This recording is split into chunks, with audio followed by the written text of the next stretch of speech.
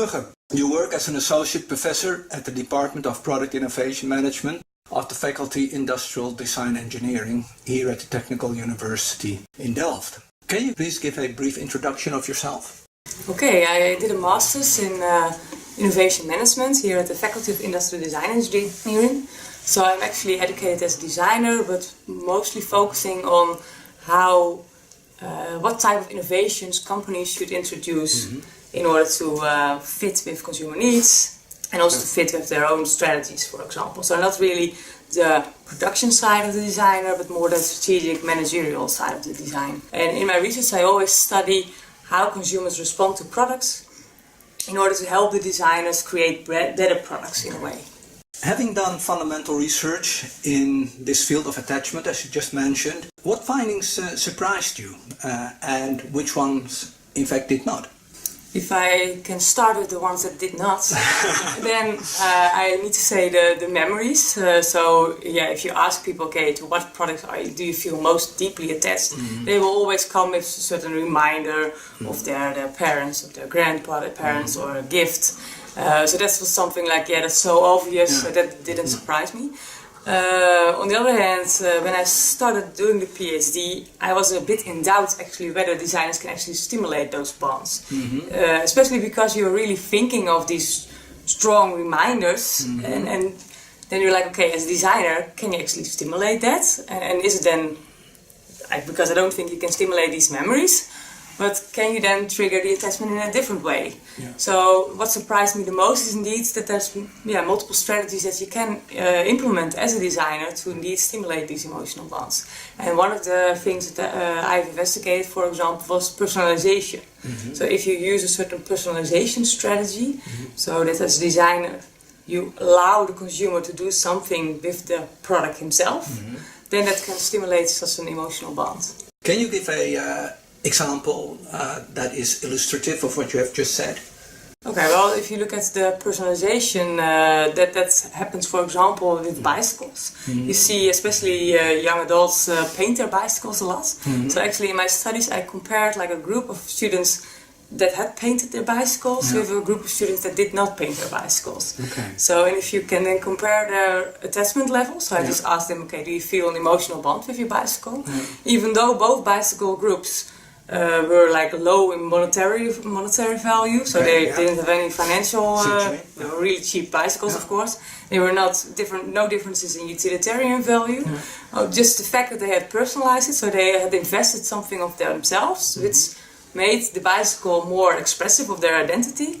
That's why they've also felt more deeply attached to it. How do cues of attachment manifest themselves in products, and how do you make sure they are there and not just by chance? If you look at attachment, my research actually has shown that there's like 4 determinants, so 4 reasons why people become attached to it. The first one is self-expression, so that was actually what I was referring to before with the personalization. So if you have a product that expresses who you are as a person, you are more attached to it. Another determinant is group affiliation. So if a product shows to which group of people you belong, you can also develop an emotional bond with it. An example, for example, that I personally feel attached to is like an alto vase. This is like a specific vase that was designed by a famous designer in the past. And for me it symbolizes the design community, because it's just a symbol of design, and being a member of the design community, I therefore developed this the bond to this vase. Okay.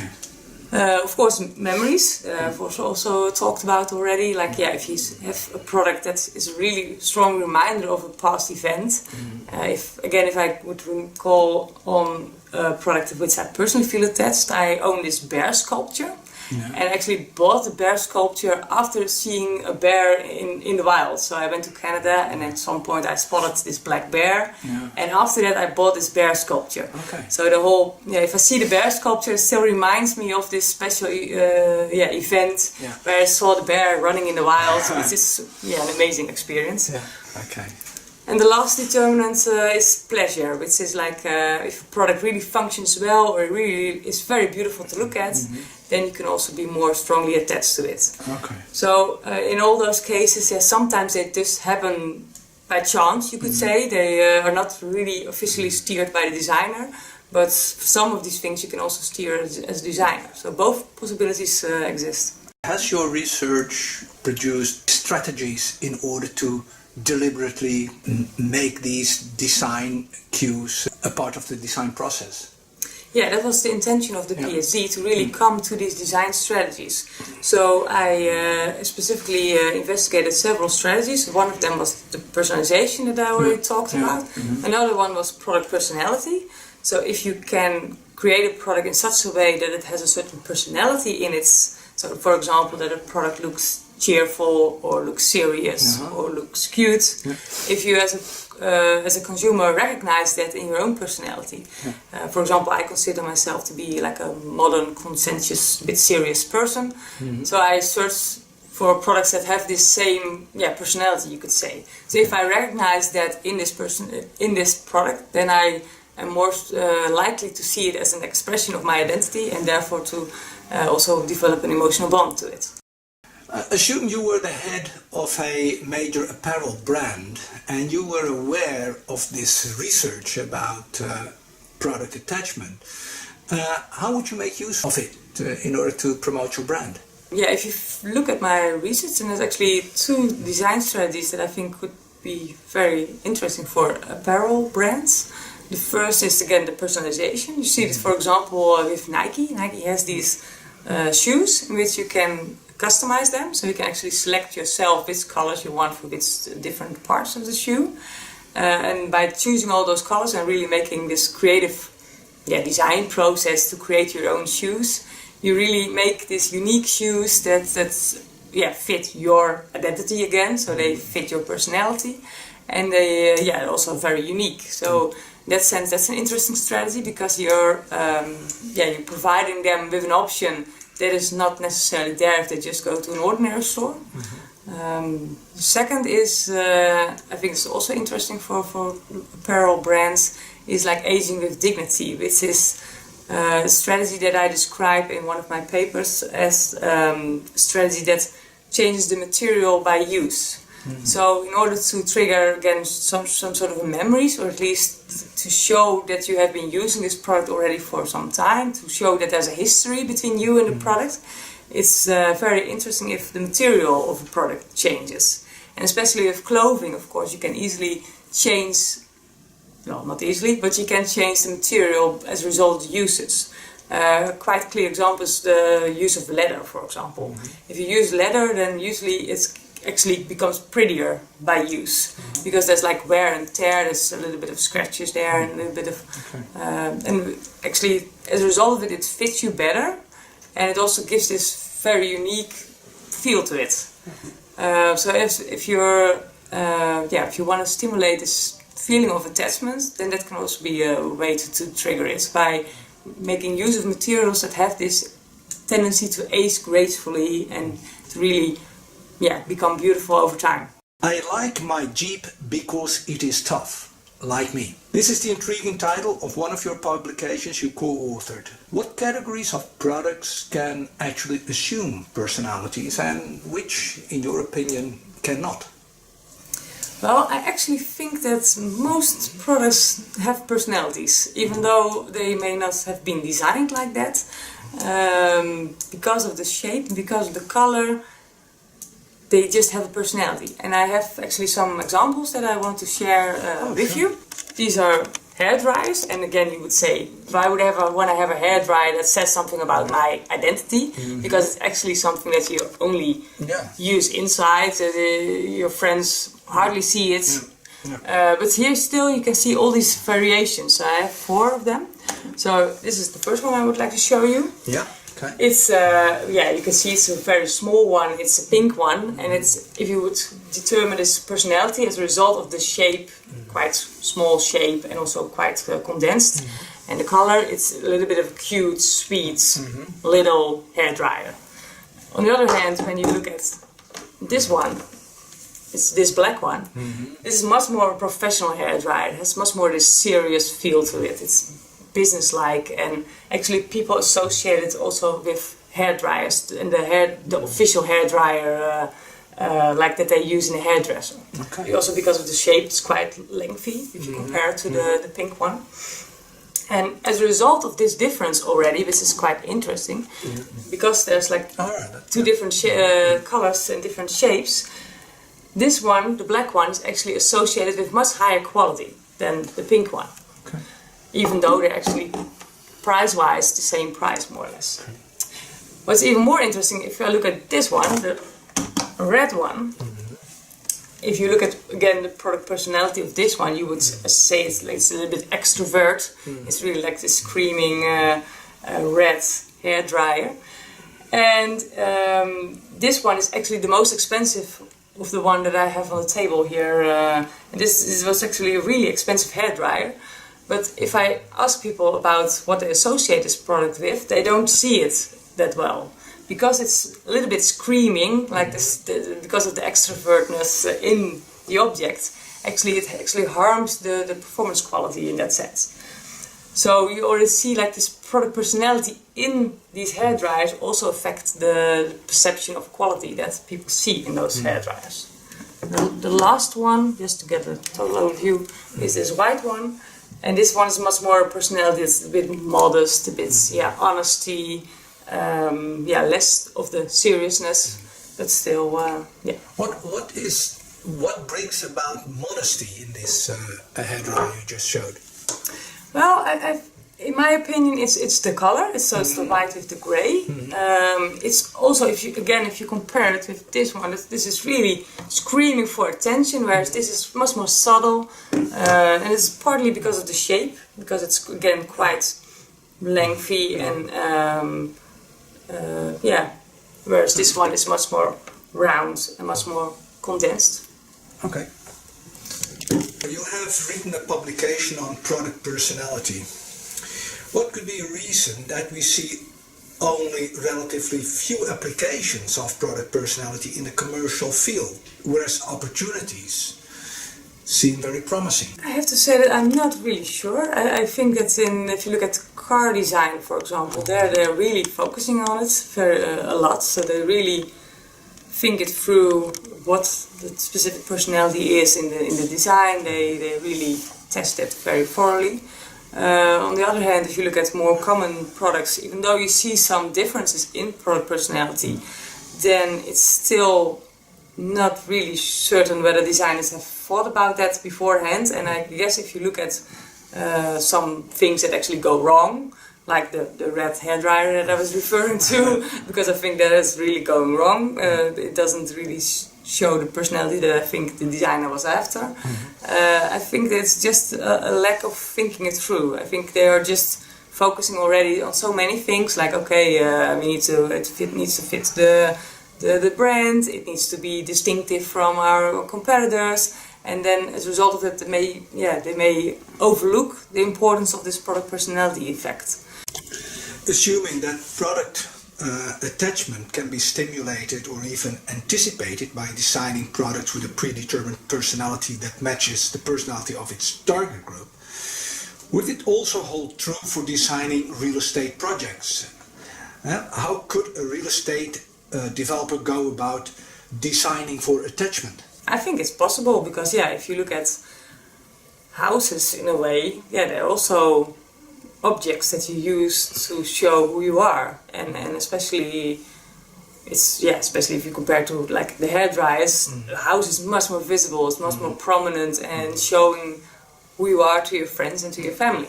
So in that sense, it would be an interesting way to look at houses and real estate in that sense. So I think there's definitely opportunities there, and how to go about it. If you look at, for example, newly built houses, the newly built houses in which you can, as a person, really design your own place and really have the freedom of really creating the house the way you want it. There, I think the strongest similarities in product personality or object, real estate personality, I should say, and the owner's personality you see happening. Sometimes you see very interesting buildings that are really built for an individual because he really wanted to have something that was really created for him personally. So you definitely see it with the buildings that are really built from scratch, you could say, because then people have really this influence. On the other hand, it would also be interesting to look at it from a bit more like the existing objects, like the existing houses, and how you can go about and maybe check what's the personality of the house, what's the personality of the person, and whether there's a match between that. What would you advise real estate developers to do, in the sense that there are aspects of a house that are hard to change, like for example the facade, whereas the interior, it's just like a decor. In a theater you can give it any appearance or personality if you would like to, that you want to have it. So is there anything there that you have observed? Well, not that I have observed, but I can give my opinion about it.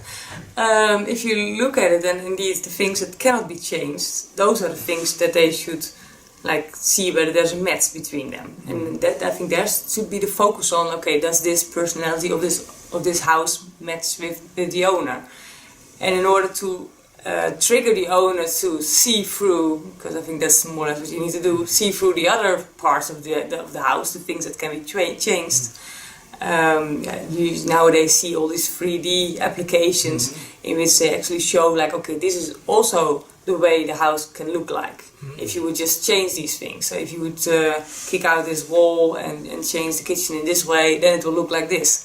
So if you already provide like potential buyers of a house with certain options, like you could go this way, you could go that way, that can help them to see through those things. So I think that the match should be on the things that cannot be changed. Okay. Yeah. And then you need to convince the buyer, like, okay, you're looking at it now with this dark wooden floor, and I see that dark wooden is a bit like too gloomy, and you're a much more bright, optimistic person, so you don't want that. But if you would take the floor away and you would put in this floor, it will be much more fitting your personality. So would it be fair to say that product personality might become a component of virtual reality, or a content component?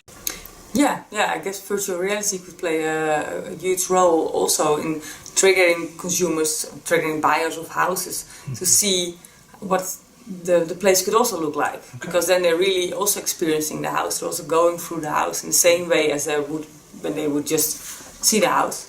But then they can at least see it in a way that it matches their own thing.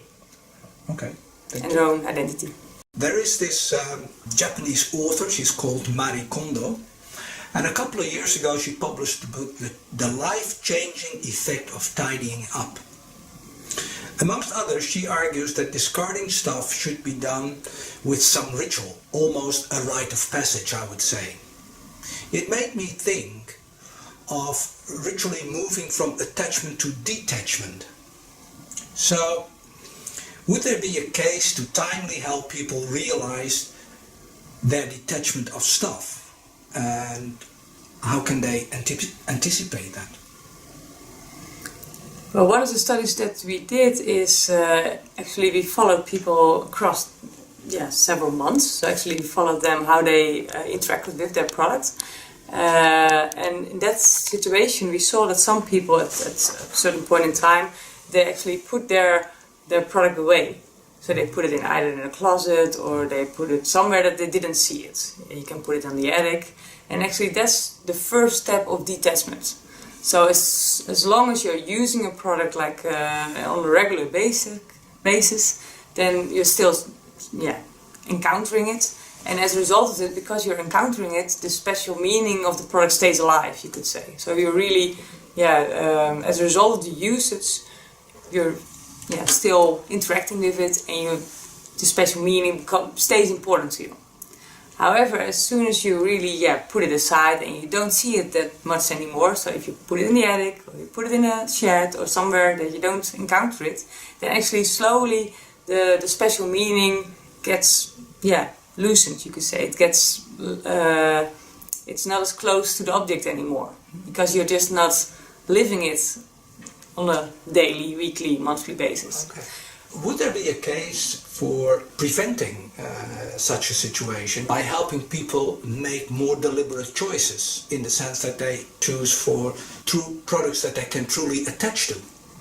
I think that would be the ideal situation. You would ideally see a situation in which people buy products and then really make good use of it. So they don't just buy products for and then dispose of them quite easily. I think from a sustainability perspective, and in order to create a sustainable society in which we all make the best use of our resources, so to say, we should, as designers, we should stimulate people to buy products and to use products in such a way that they have optimal use of resources. There is this car critic, Peter Rosenthal, who argues that the attractiveness of cars depends on the same physical factors as does the attractiveness of humans. For example, the shape of the eyebrows, the size of the eyes, the width of the mouth or the shoulders, and so on. He even dared to propose that on the basis of these factors, success of car design could be predicted. You, in your research, work with psychological factors in design. What can you say of its predictive power? Well, I guess he's right to a certain extent. I don't fully believe what he's saying, but if you look at it, what people find attractive, then there's a lot of evolutionary reasons why we think certain things are attractive. So, for example, with faces, then people really find symmetrical faces very pretty. And as a result, that's really in our system. So it's really something that we have, it's an innate preference, you could say. So actually it goes out and affects all of our perceptions. So if you see products and also cars, of course we like those that have these specific features. So we have these, we like symmetric things. So there are some things that are really comparable to how we judge faces and how we judge cars. On the other hand, there are also some much more, you could say, fashion effects going on in cars. Because, for example, if you look at the cars that we've liked 10 years ago, it's completely different from the cars that we like now. And I am convinced to say in 10 years from now, again, we will like different cars. So there's also, in addition to these evolutionary things, there's also some more timely things going on. So in time, people's preferences change because of the things that they're seeing and because of the prototypical thing at that point in time. So it's not as a one-on-one relationship as the person is suggesting, but there is definitely a correspondence because there's again evolutionary reasons why we find certain things attractive or not. Psychological factors in design, do they have a predictive power in terms of the success of a design? Yeah, definitely they do, because I did one of my other studies actually. We investigated what people find attractive, and then we indeed also found some evolutionary things like the symmetry and also simplicity, so that they actually like a little bit more clean design, not too complex. But in addition to that, we also found some differences between people. So actually we could relate those differences between age, so younger people or older people, so the generation that they belong to, and also the educational level. So actually if you look at young people, for example, they liked much more dynamic shapes. And that's the psychological reason behind it is actually because they want to go for this speed and dynamic, because they think themselves as a young, fast individual, whereas older people have that tendency much less. And we also saw differences between lower and higher educated people, with the lower educated people actually liking much more muscular designs. So if you look at lower educated people, the jobs that are actually very well paid are the more physical labor jobs. So really the jobs that require your muscles. And we saw that resemblance also in the design of those objects that they liked. So they also like this more massive, tough designs, whereas the higher educated people have that much less. All right, to wrap it up, 2 questions. Where in the near future might we see applications of product attachment or product appearance research? And secondly, what are the themes that your research is going to be directed by? Okay, if you think about what attachment can bring in the near future, I think circular economy is an interesting perspective to look at it. From a circular economy, actually we want products to go back. So because the way we're doing it now with, for example, smartphones, there's a lot of critical materials that are used in smartphones. So if you just go and produce even more smartphones like we do at the moment, then at some point there's not enough materials anymore. Just we don't have enough resources. So in order to make the best use out of products, I think product attachment can also be one of the strategies. Circular economy really strives to make better use of products. It partly uses like recycling strategies to just close the loop and make sure that the materials are not lost but they actually are used again.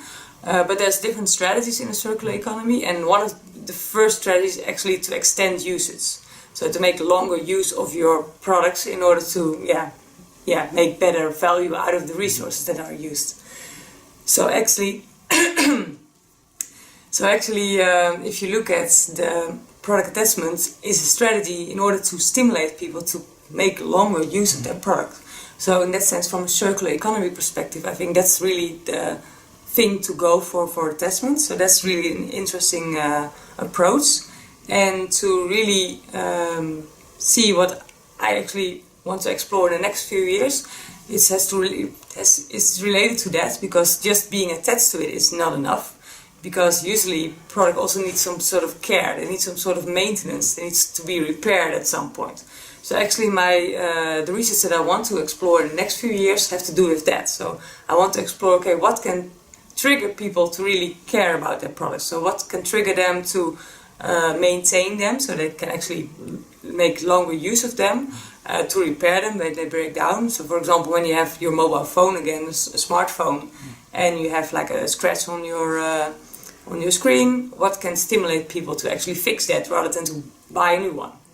So all these, again, those are design strategies that you can implement in order to make it easier for people to maintain their product, or to make it more interesting, or maybe even make it more fun to maintain their products.